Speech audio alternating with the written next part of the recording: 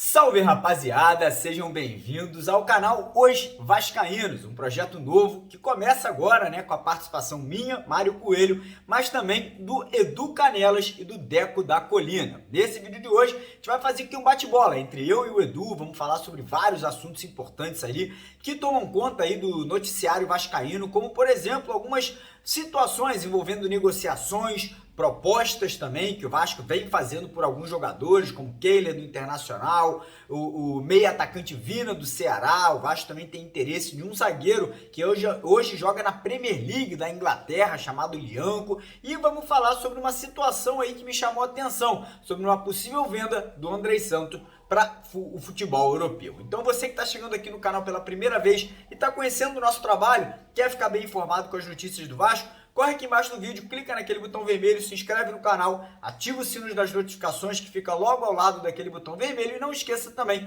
de deixar aquele joinha, de deixar aquele like aqui embaixo para ajudar na divulgação e no crescimento desse novo projeto que se inicia para você que é torcedor do Vasco. Eu sempre gosto de falar, vascaíno ajuda vascaíno. A gente traz as notícias e vocês que puderem, deem essa moral, deixa o like e compartilha aí com os seus amigos e familiares, beleza? Então bora começar o vídeo aí falando um pouco sobre a situação de alguns jogadores que já estão acertados com o Vasco. Pedro Raul, tudo já resolvido, o Vasco apenas aguardando documentos, para que o Vasco possa anunciar sua contratação. E a situação parecida com o Patrick de Lucas, jogador que era do Bahia, tem contrato com o Bahia até o final de dezembro, e por esse motivo o Vasco talvez ainda não tenha oficializado a contratação.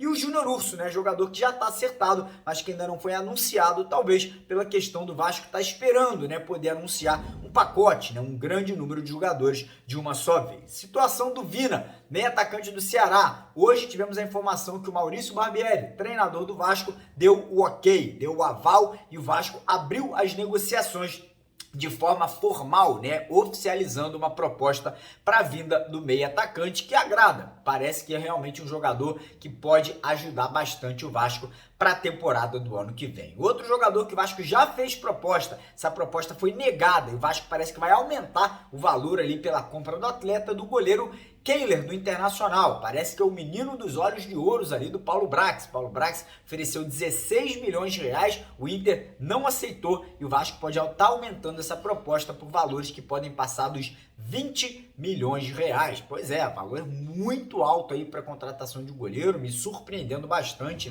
Espero que seja um goleiraço, goleiro de seleção e que possa agradar ao torcedor vascaíno. E antes da gente passar a bola aqui pro Edu Canelas, para ele trazer a análise dele, falar de alguns outros jogadores, que o Vasco está aí buscando no mercado, vamos falar um pouquinho também sobre a situação do Lianco, zagueiro brasileiro e também sérvio, que atua na Premier League, lá na Inglaterra, um zagueiro de 25 anos que pretende voltar ao futebol brasileiro para poder dar aquela alavancada na sua carreira. O Vasco demonstrou interesse na contratação do jogador, o jogador, como eu falei, quer voltar para o Brasil, vê o Vasco com excelentes olhos ali para esse retorno, mas o Vasco ainda não oficializou, o Vasco ainda não colocou uma proposta, uma negociação oficial na mesa. Aguardar os próximos dias aí, alguma movimentação deve acontecer, lembrando a vocês que diversas outras negociações acontecem nesse momento, como por exemplo, o atacante Wesley do Palmeiras, o atacante colombiano Diego Valorieix do Talleres da Argentina, o Christian, volante do Atlético Paranaense, o David, atacante do Internacional. Ou seja, o Vasco está no mercado, o Vasco está se movimentando e a tendência é que nos próximos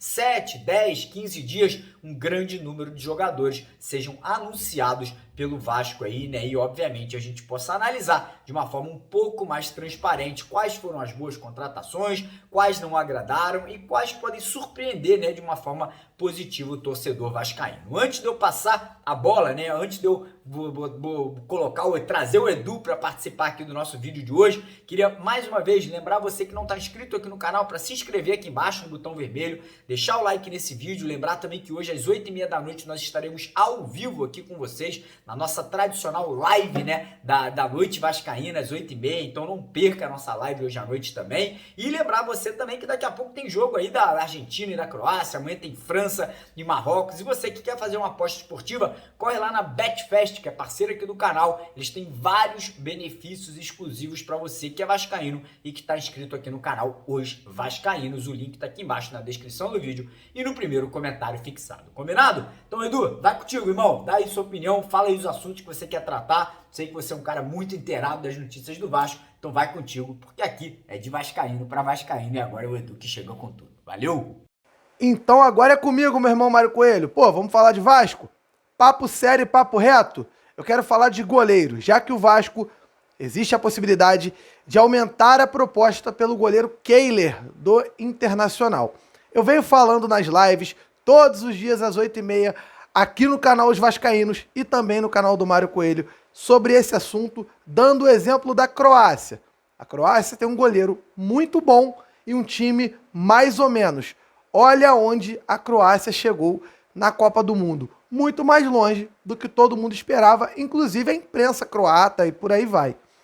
Do mesmo modo, a Argentina, em várias Copas do Mundo, já teve bons times, mas com goleiros muito fracos que afundaram a Argentina. Ou seja, um goleiro muito bom é capaz de colocar um time mais ou menos mais à frente, de impulsionar esse time. Assim como um goleiro muito ruim é capaz de transformar um time bom num time frágil defensivamente e assim deixar completamente destruídos as possibilidades de resultado dessas equipes.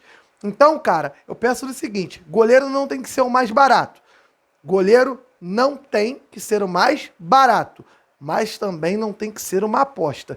E quando essa aposta é algo caro, eu acho muito arriscado e é por isso que eu venho fazendo essa crítica. O goleiro Kehler do Internacional teve uma boa passagem pela Chapecoense e se tornou titular do Inter apenas 11 jogos atrás do Campeonato Brasileiro, depois que o goleiro titular se machucou. Então, isso me chama a atenção. O Inter quer 28 milhões de reais por esse goleiro. Seria o goleiro mais caro da história do futebol brasileiro vendido para o mercado interno. E isso me chama muita atenção. Eu não acho que o goleiro Kehler valha isso tudo. Também acho que é um bom goleiro. Eu acho que é uma boa contratação, mas nesses valores eu acho completamente equivocado o Vasco cogitar pagar ou até ficar subindo proposta. Porque o Vasco pode pagar aí cerca de 17 milhões, 18, 20 milhões, eu acho muito caro. Eu acho que o goleiro Kehler vale no máximo de 10 a 12 milhões de reais. Seria, sim, um preço justo e bem pago por esse jogador que pode sim ajudar, pode chegar e ajudar. Mas aí é como fiz o questionamento ontem na live. Será que um goleiro desse calibre, 11 jogos como titular num clube grande, ele teria capacidade e psicológico para ser essa referência num clube do tamanho do Vasco? Será que esse goleiro aguentaria a pressão de ser um goleiro tão caro dentro de uma torcida tão exigente lá nas arquibancadas de São Januário, até do Brasil e também da imprensa? Porque ele vai ter que entregar resultado. E na primeira falha, esse goleiro vai ficar em xeque se ele for pago, comprado, adquirido por esses valores. Então eu acho que tudo isso tem que ser pesado na hora da escolha, na hora de fechar essa contratação. Então eu penso que o Vasco não deve pagar muito mais caro do que de 10 a 15 milhões no máximo ali. Eu falei 12, a gente pode ir até 15 milhões para fazer essa contratação. Por outro lado, eu também quero deixar algo bem claro aqui. Eu sou a favor da contratação do Marcelo Groi.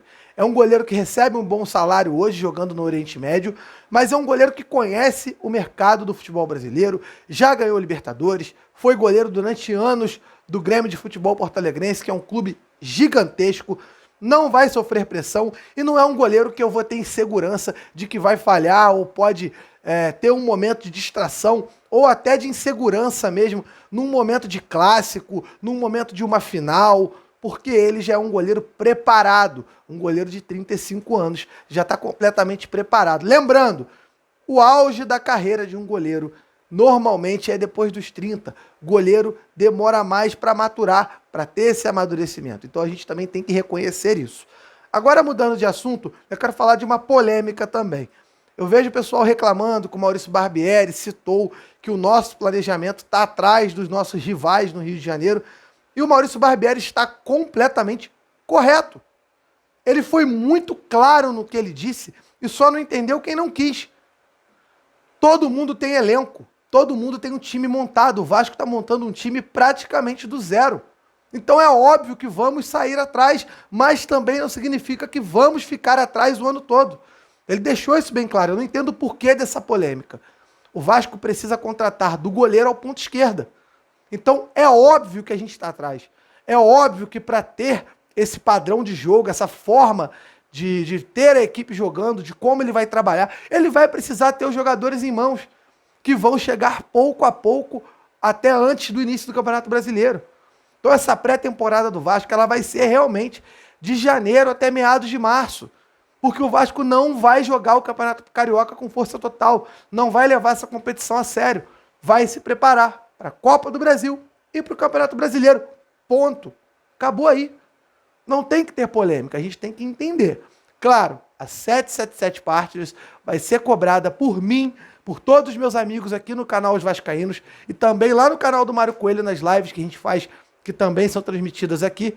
Mas a gente também precisa entender que existe um processo que é muito importante e o Vasco necessita de um pouquinho de tempo. E agora a gente vai cobrar contratação, é claro, mas em relação à forma de jogo e etc., a gente vai realmente ter que ter um pouquinho de paciência para o Maurício Barbieri ter, sim, todas as peças de montagem do seu elenco.